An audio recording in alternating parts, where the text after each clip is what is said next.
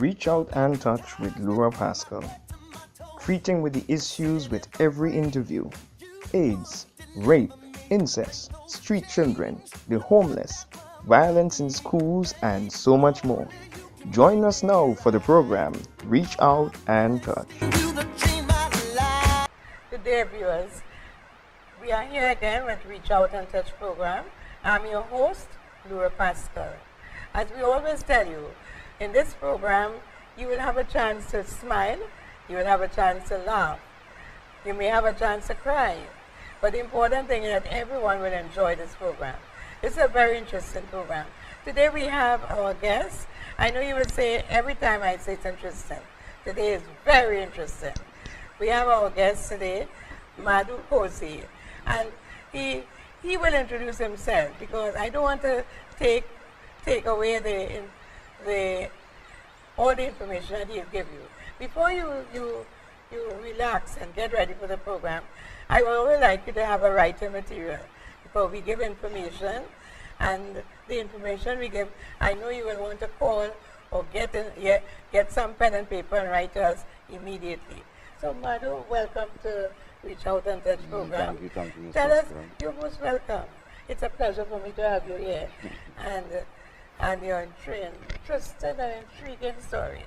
So first I want you to just let the viewers know your name properly, or you may be able to pronounce it better than me. And so you tell the viewers your name and tell them, who is Madhu Kosi? Well, good day, viewers. As she pronounced it as Madu, Medu. but it's really Medu, right?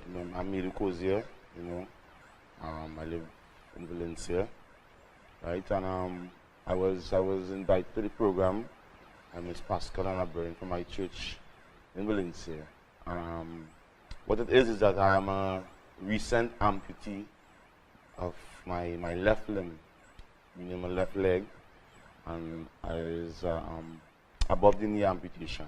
So it's fresh, it's recent, and it's really something difficult to deal with, Now that you said it's recent like last week or Recent last as year? in recent as in late last year, it's about 3 5 months. months ago, yeah, Okay. approximately. So, well, let's when something like that happens, we get a chance to reflect. We get a chance to reflect because we have time. Yeah. Perhaps you were in hospital, you have to get accustomed to managing one leg. So you have a little time on your hands to reflect. So let's hear, who was Madhu Kosi before? Let's say last year, January. Well, I was a regular working guy, young, 34-year-old, young family. I recently got married, like 3 years to this day, right? So, newlywed, trying to get this life together and stuff, So what job you did at the time before? Well, at before the point in time, I was employed with Caribou, I was a forklift operator. I didn't start that way, but I ended up in that position after, years of toiling and, Other persistence. Yeah, because when you're getting into Caribou and these companies, they put you on the casual pool, whereas you're not permanent, so certain times you will be off. Certain days you will have time work. you had the off Yes, days so where certain you times go. during the year you have to learn how to survive. And my thing was driving is always my thing, so I used to hustle a little PH and things just to survive, make ends meet, because I was always the type of guy to go and get, Madhu, I always tell people that in times like that when you said when you have the time you drive, you think driving was what you can do. But do you know Almighty God gives everybody a talent? Everyone. Yeah. Sometimes we don't recognize it because you were able to get a working career and that bringing a good income. But what God gave you? He gives everybody a talent. speaking. So you can speak. Yes, But I you do. never use that like when you're in church. Did you get up and speak in church? No, If I'm forced to. if you're forced to. Yeah. But now you think you can get up and speak on behalf of all the persons who are amputees and struggling To survive. not only survive, to adapt to the new way of life. If I think I can do it, Yeah, to talk to persons. Can you be a spokesperson?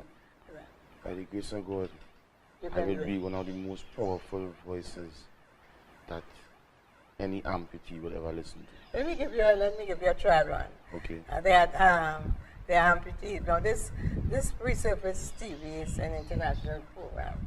So many persons all over the world are listening to you. And they may be amputees, listen to you. Or Yes. amputees, relatives, a wife or Right. a child. Sometimes it's not only the amputee, it's a child who has listened in.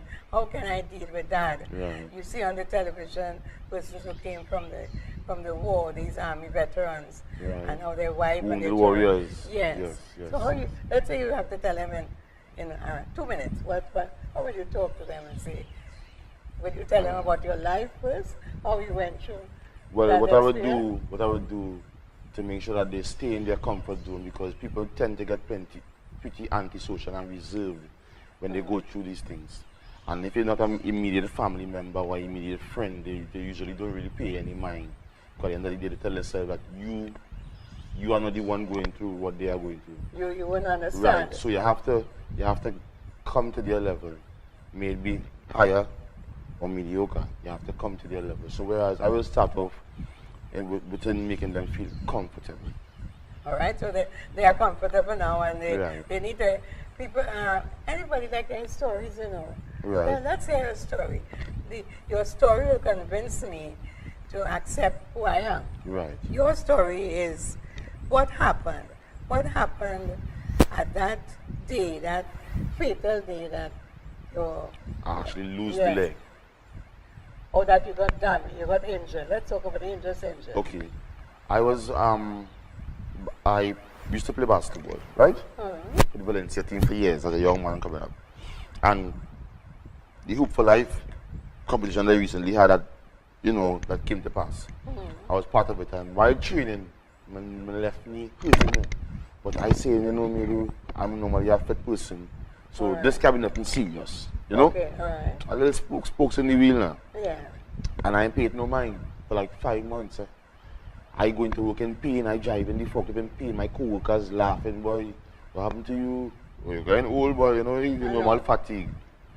And I work in Carib and Mount Hope right there. And I wasn't getting the time or making the time You were to not go and making check the it out. time. Right? I was making the time. And when I really took the time, it was too late. My arteries already were secluded and locked up.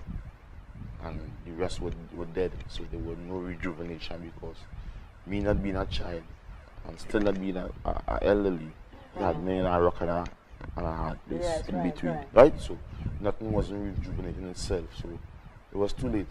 I know we say too you late till didn't it shall get be. injured. I am thinking that when you told me you were driving a forklift, Right. I thought, why driving? In that sense, no. While driving and thinking everything is all good and well, But then, my circulation was doing its own thing, because my blood thickens on its own. alright. My blood thickens on its own and make clots. When I went in to check myself and they do the CT scan, Yeah. they saw clots going to my lungs, they saw clots going towards my heart, they saw clots going towards my arteries. Talking about your blood clotting, so they seen lumps of clots in your heart, your passageway, nothing, the oxygen, nothing can pass properly. But do you know something? You said it took you a while before you visited Mongo. Mm-hmm. Thank God you visited Mongo at that time. Yeah. Because let's put yourself in on driving the forklift. Right. And that pain happened or something happened Right. at that time. You may not be here to tell us the story. No, well actually the doctor told me I was supposed to be a dead man. When you reach face to face with certain doctors and they know the severity of your situation, they deal with you straight up. Straightforward. Instead of the mama guys, I always say mama guy. They do mama guy. There's Mr. Cozier, it's black, it's white, it's white. And he told me I was supposed to be a dead man. The amount of clotting he saw in my blood, I was supposed to have a heart attack in sleep or on work and them kind of things. So now, after that, wake up call. Mm-hmm. What did you do then? Well, I was really, really surprised to know, that You're young and strong. right, and not only that, being a sportsman and thing, I didn't expect that my blood would take that to, that would have happened in that kind of way to me. All right. You expect a break foot Yes. or a break hand, You and them kind of could thing, deal with that. because that take time. I mean, come back 100, but you will still have the limb. So when I heard that, I was like, like this is a natural mistake or something. People is believing all kind of different things because they are spiritual wickedness in high and low places. I know. So at the end of the day, I was politicking, and as I say, I was You're looking for politicking with the Lord. reasons. Yeah, looking for all kind of, answers that the flesh could not give to me and still can't give to me, And I was just politicking because, growing up as a believer, it comes natural to call on God for everything. Of course. It comes natural to me. I don't have to fight and force it's myself. It's natural to doubt, we are human beings. It's natural. We're human. Right? Christ asked his Father a question also. So we doubt, and I play basketball, looking after my family. I'm attending church service, and as far as I'm concerned, I'm doing the right thing. And what happened now? That you forget me? Yeah. Yeah. Sometimes I myself I always tell persons, when I think perhaps if I'm in church and he did not hear, I go outside and I go under a tree. That's just my mind psychologically. Right. And I go under the tree and I ask God, you sent me here to do a job. You said, go and do this. Where are my followers? Where are my supporters? I go outside, so it's normal. It's natural. So you went straight to hospital, or you were admitted? Yes, when I got there, they know that after ward you, they warded me, and after they warded me, the next day, I met my doctor for the first time, and they sent me for the CT scan, so that they would know what going on in my system, what was happening, what causing what. And they saw it, and I actually had,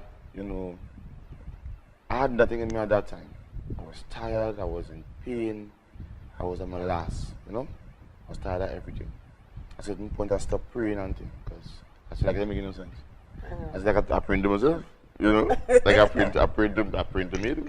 So it was, it had me in a real messed up,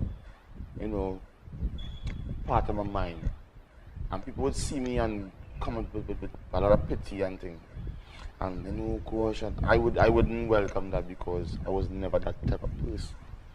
Just sit down and wait and pity and had to study what was next. Well, we know what that God gave you is a sudden awakening, He did you a sudden awakening.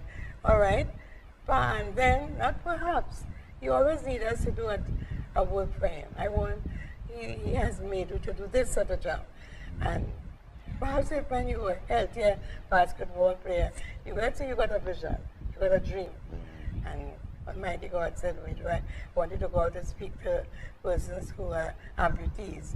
And you say, one of them with me. Why could I? Right. That is what happened. But tell us about the hospital. Because at the hospital experience will either make you a stronger person or a weaker person. Well,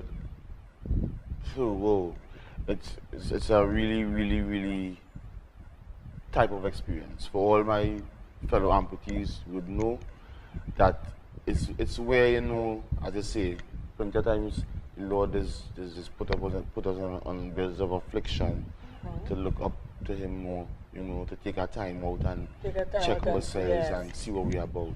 And it's not an easy thing being in the hospital. Two places that people could go crazy is in hospital and in prison. And I'm telling you, at first, it really wasn't a nice feeling. And when I got there, I was on a bed like everybody else. I witnessed a lot of death very close to me. Like a man will come in tonight and he will see me in the morning, he might hear him out, "Oi, you good?" You're good, but at the same time you're making conversation. And the doctor will say, "Sir, Mr. So you have 3 days to live." And 2 days and a half would pass and you would watch that man die on the bed. You on your bed and watching that man die right there. And you just seeing his life just leaving him. Drift away. Right? And so I saw a couple of those and these are the things that that really play your mind some little tricks and things, because you start to study now, what is my judgment? What is you next? What is my judgment?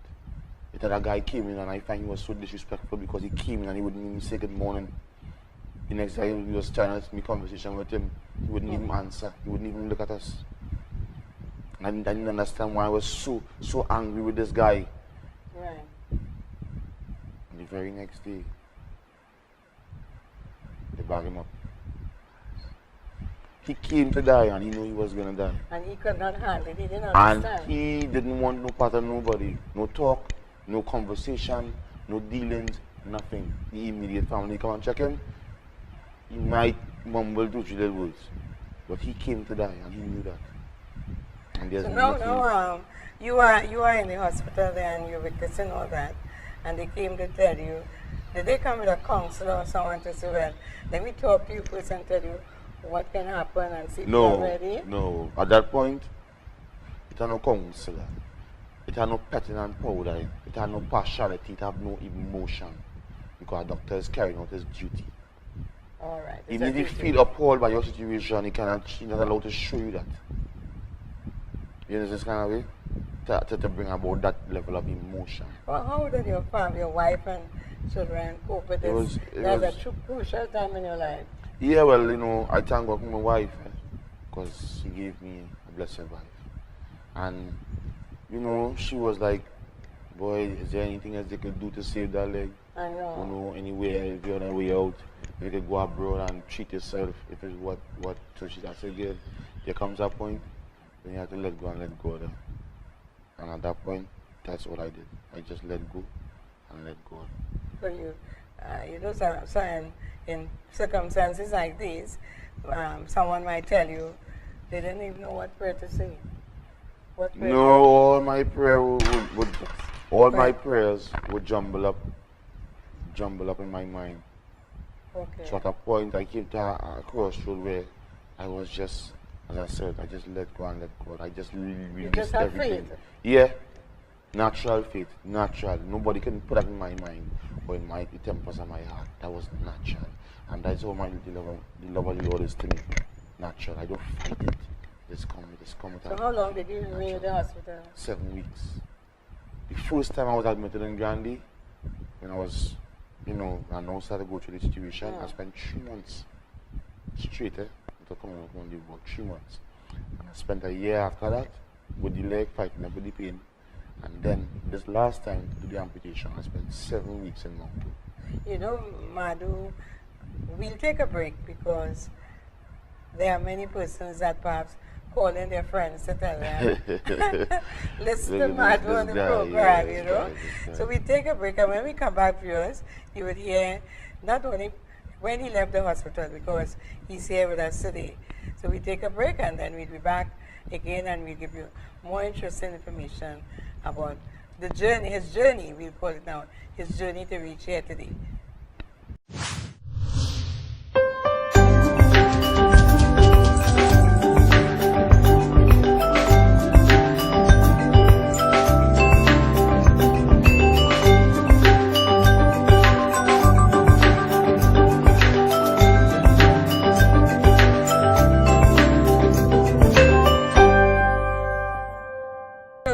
Back there, viewers, we're back here with Madhu Kosier.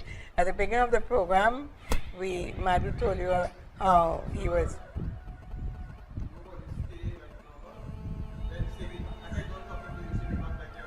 Oh. Okay. All right. Yeah.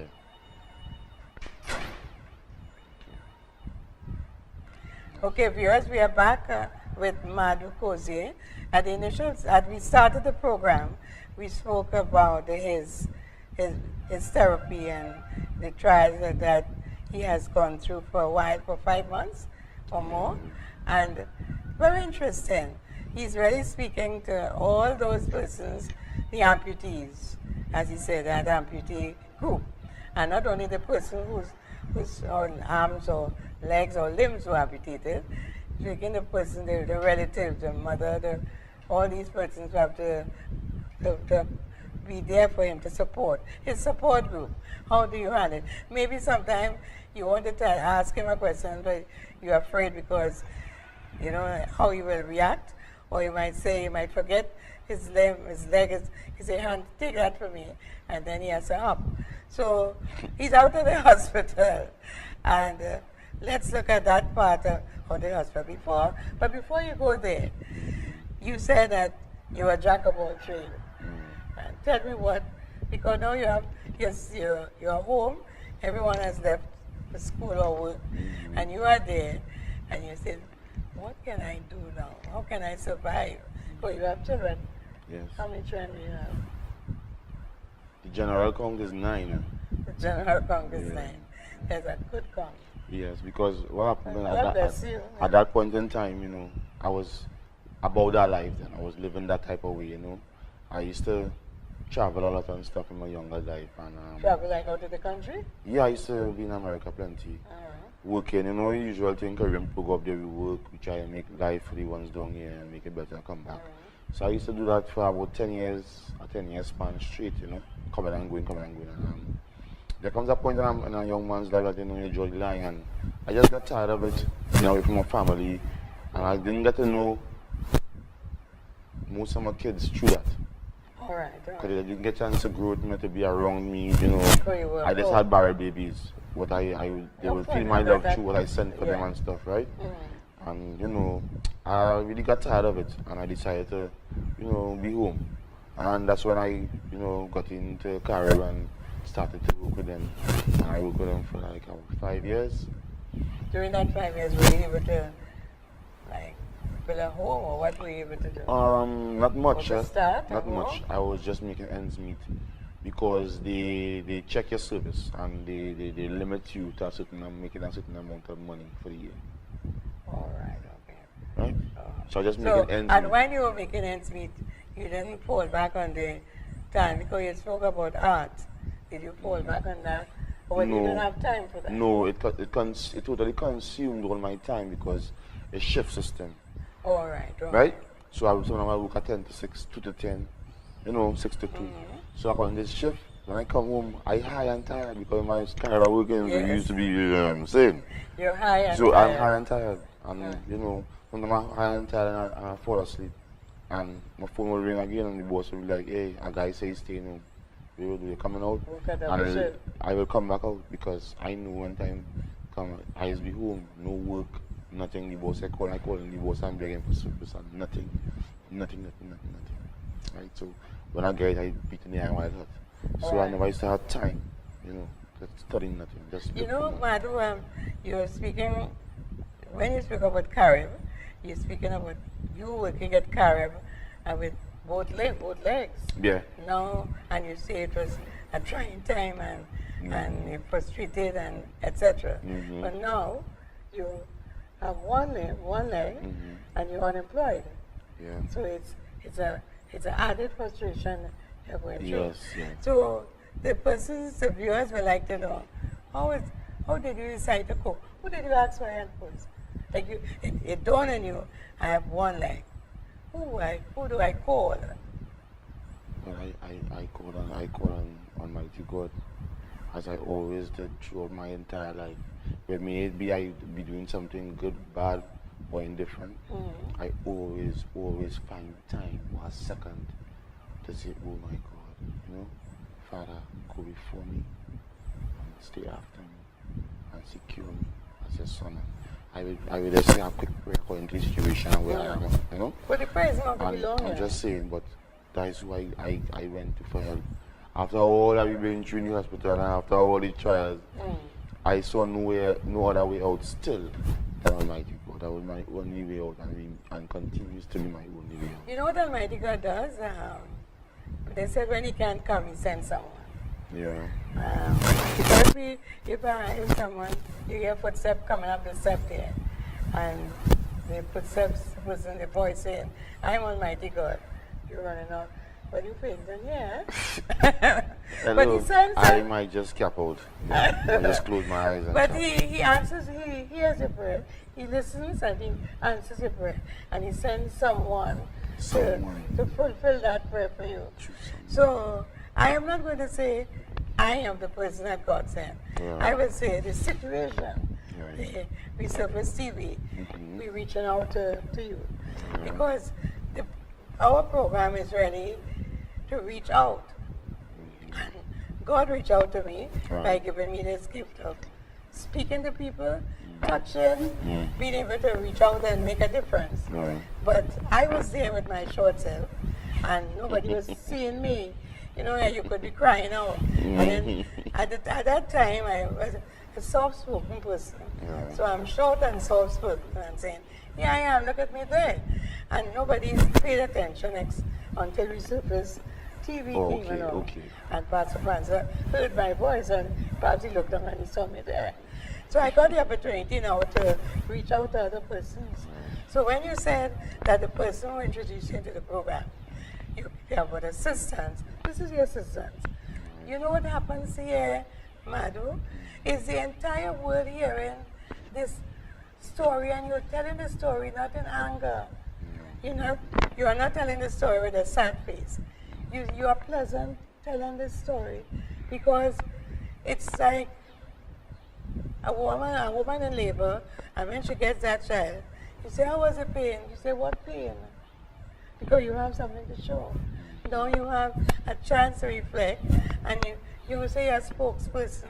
You're asking now that all the persons out there and all over the world, and we say all over the world because this is a small world, we can travel by plane from here and reach to this evening. Who would like Madhu to come and speak to a congregation on the amputees, give them hope? But you don't only go to give hope, you have to show, you have to demonstrate some sort of livelihood. How can I make a living? And I brought today a small painting. And this was done by a guy, I'm telling it the right way, right? This was done by someone who has a child who walks with a limp. And he had no low self-esteem. And someone came and they taught him art, and he does his painting, and he sells his painting. So this is one way of making a livelihood.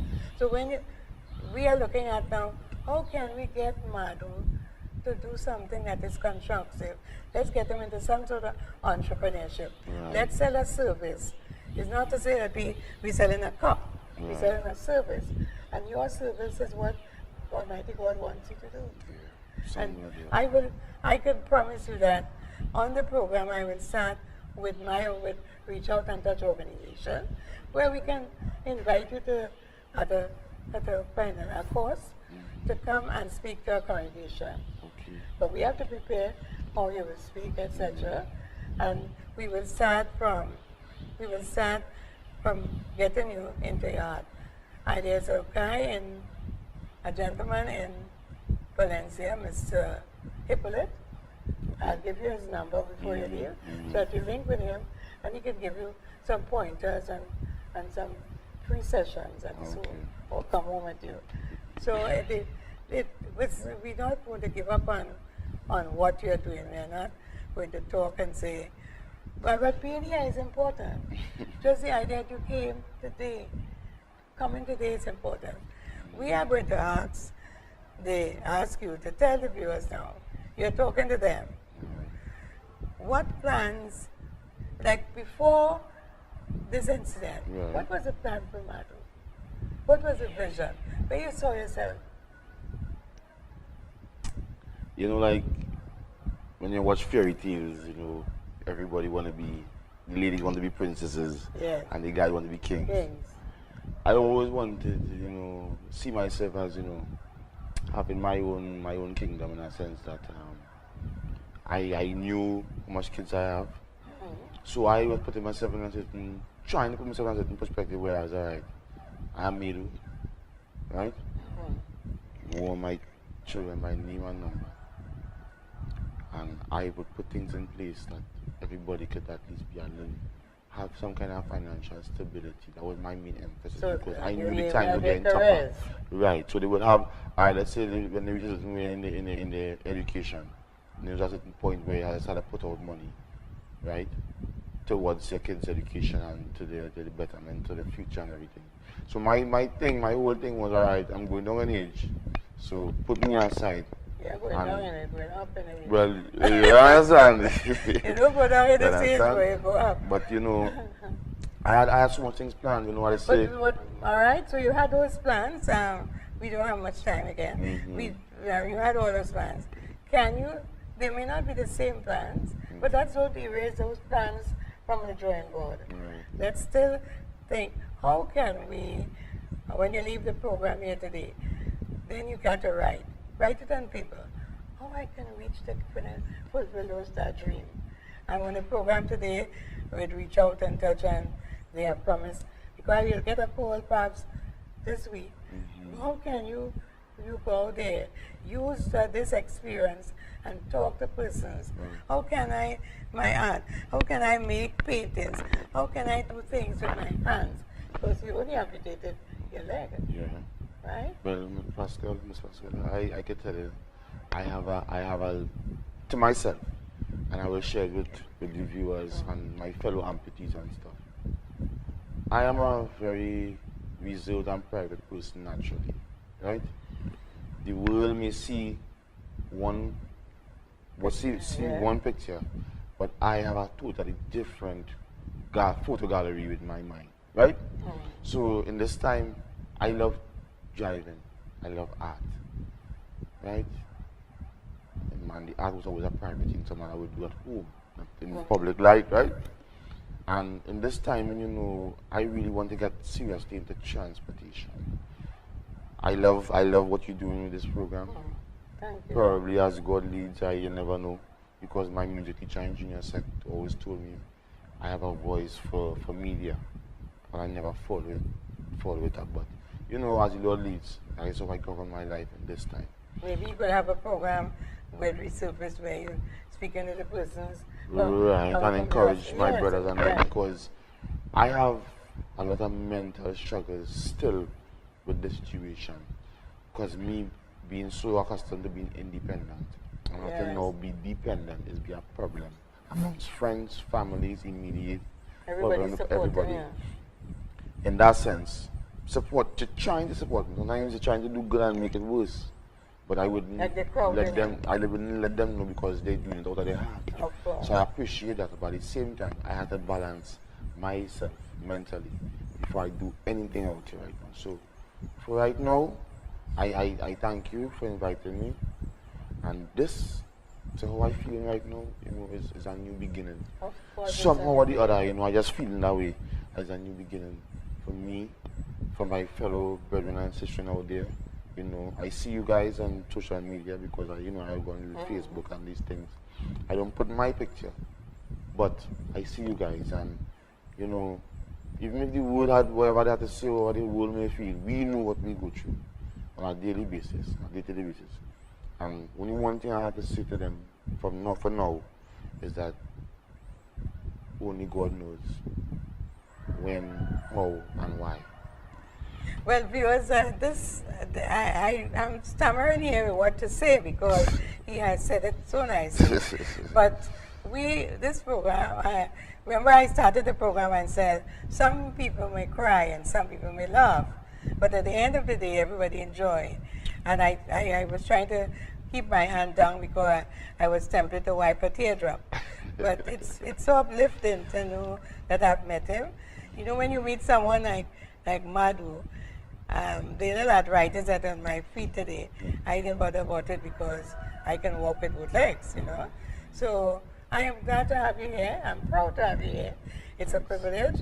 And we will continue, as I showed you the art, we'll continue to talk. I will have a meeting with you. And you start to, we know what you're reflecting, reflect something positive. What can I assist Ms. Pascal in? What can we have our financial assistance? And important, always say, how can I reach out? Don't use the word M-O-N-E-Y yet. Say, how can I reach out? And why are you reaching out?